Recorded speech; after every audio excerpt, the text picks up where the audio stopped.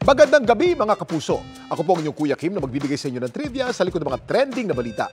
Mula sa kapitbahay natin sa Singapore, 10 ibon na endemic o tanging sa Pilipinas lamang makikita ang tinurnover kamakailan sa isang foundation sa Bacolod City. Anong mga ibon nito at bakit sila galing ng Singapore?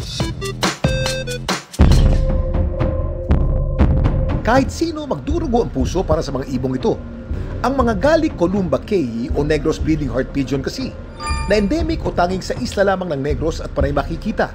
Critical endangered o malapit ng maubos. We've been looking into populations sa wild but we can't see them anymore. Sa Panay, we have a few individuals na tinatrack. Kaya sa pag-asang maisalba pa ang kumakaunting bilang ng mga Negros breeding heart pigeon. Taong 2021, 3 breeding pairs nito ang pinagkatiwala sa Creative Breeding Program ng Singapore-based na Manday Wildlife Group. At kahapon lang, tinurnover ng MWG ang 10 Negros breeding heart pigeon sa Talarak Foundation Negros Forest Park sa Bacolod City.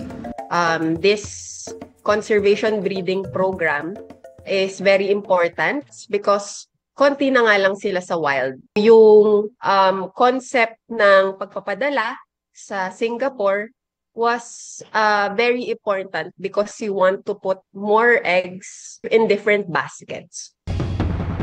Pero alam niyo ba kung bakit Negros breeding heart pigeon ang tawag sa ibong ito? Kuya Kim, ano na?